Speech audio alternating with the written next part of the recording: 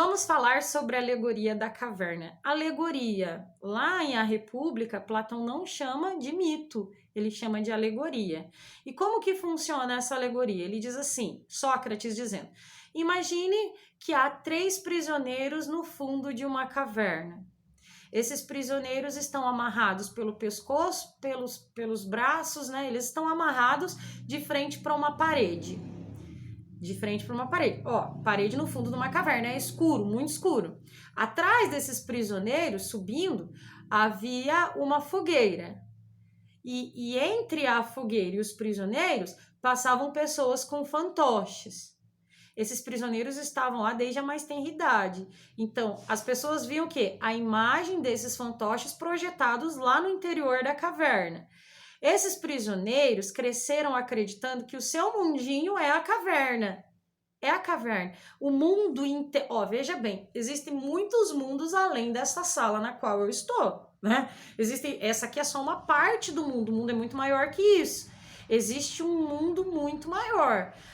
Mas os prisioneiros acreditavam que o mundo era o interior da caverna. E eles olhavam para as sombras e começaram a produzir conhecimento sensível sobre as sombras, ou seja, a partir da sua visão.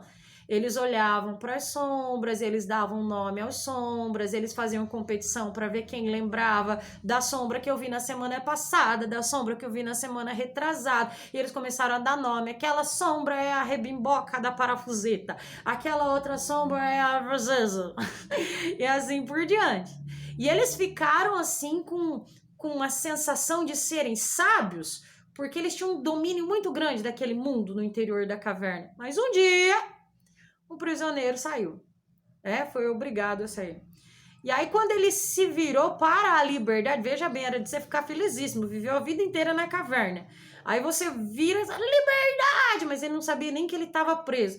Quando ele vira para trás, ele vê a luz da fogueira, os olhos dele dói. Você sabe quando você está no quarto escuro, alguém acende a luz, dói o olho? Imagina quem viveu a vida inteira no interior da caverna e vê a luz pela primeira vez. E ele olha para aquela luz e dói o olho, aí começa a olhar para baixo, ele começa a relutar, ele já não acha a liberdade mais uma coisa tão legal, mas ele continua olhando para baixo e vai subindo, é cegado pela luz do sol e ele anda sempre cabisbaixo no mundo lá fora da caverna, mas aí olhando para baixo, à medida que o olho dele vai acostumando-se à luz, ele começa a perceber as sombras que ele via no interior da caverna e ele começa a ficar mais contentinho, vamos dizer assim. Ele olha para as sombras, ele as reconhece, mas aí, à medida que o olho dele se abre, ele olha para aquilo que é a realidade da sombra. Você sabe que eu produzo sombra no sol, mas a realidade sou eu, não é a sombra. Então ele olha para a realidade da sombra e ele fica muito louco da cara, ele se sente enganado, óbvio, né?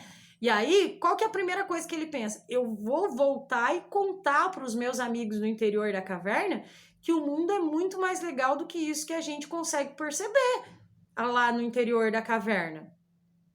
Só que quando ele volta e ele começa a contar, os companheiros dele não acreditam que existe um mundo muito maior lá fora, que a realidade é tudo isso que ele conta. Eles começam a achar que ele está assim, vai descendo, que ele está ficando louco. E aí Sócrates termina dizendo lá no livro de Platão, na República, acaso se eles pudessem, eles ficariam com tanta raiva que não matariam esse cara? E assim acaba o livro.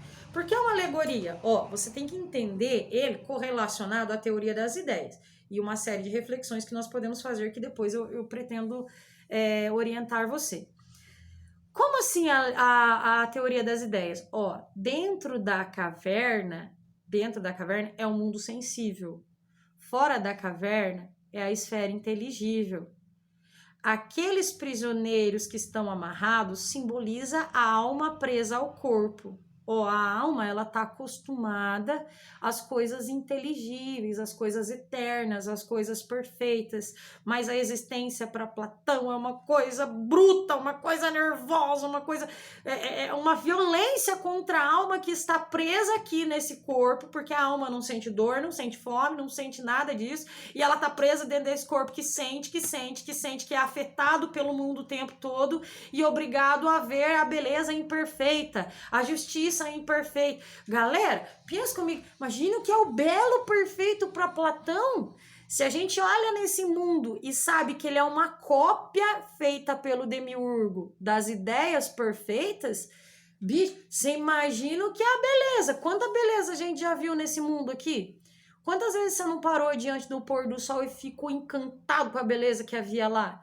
E você saber que a beleza desse mundo é algo imperfeito, né? Que a alma está acostumada a ver belezas muito maiores do que essa, então se imagina o que é o belo em si. Por isso que lá na reminiscência o cara fica louco, né? Eu quero voltar para esse mundo. Agora, você já ficou do lado de pessoas boas? Ficar do lado de pessoas boas é gostoso demais, não é? Agora, você imagina você ficar do lado do bem em si, aquilo que dá bondade, aquilo que é bom.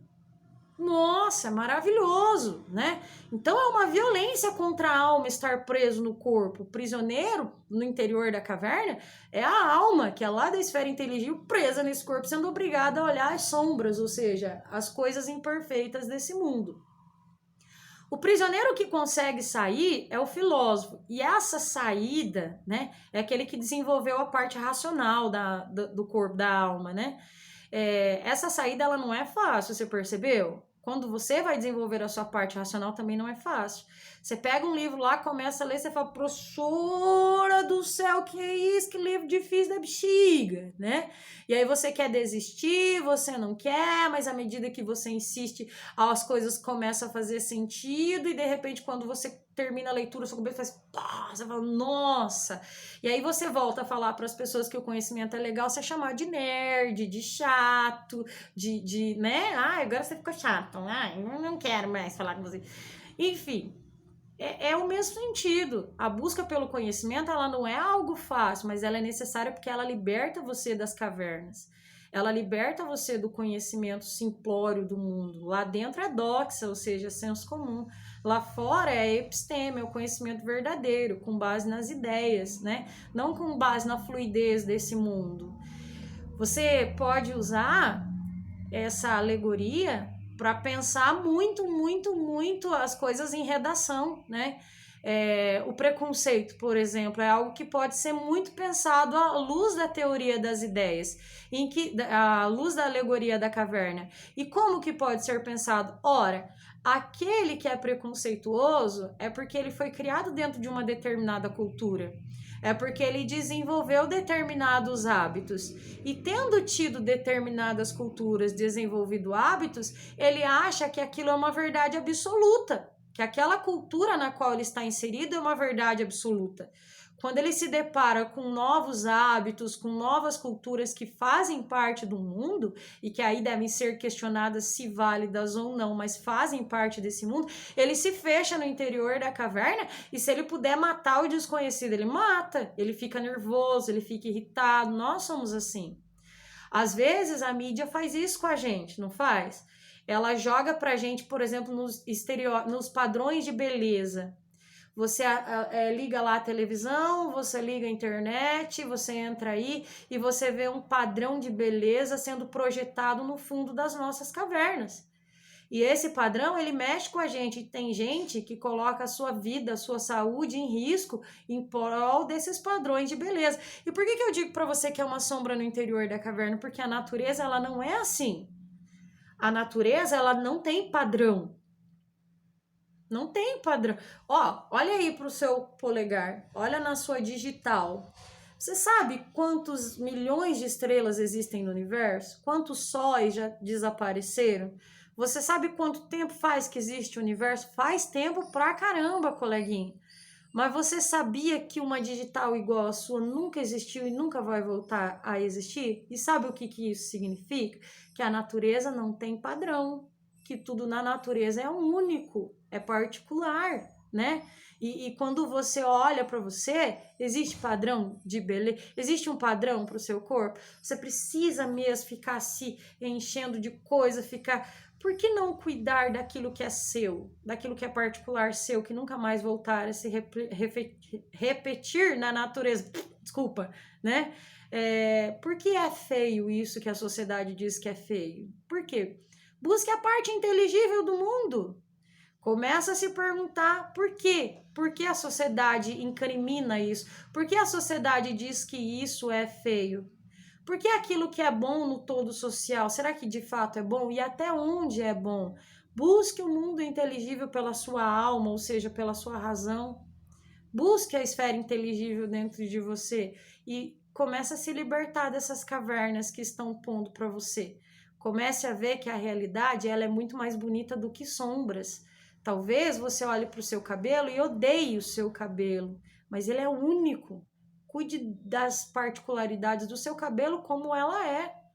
Eu não estou dizendo aqui que a gente não tem que cuidar da nossa saúde, do nosso corpo, mas sem estereótipos, sem colocar a sua saúde em risco, sem drogas, sem bombas, sem... Cuide de você enquanto ser que existe no mundo. Esqueça as sombras da caverna, liberte-se das suas cavernas interiores e seja feliz. Seja filósofo feliz. Ok?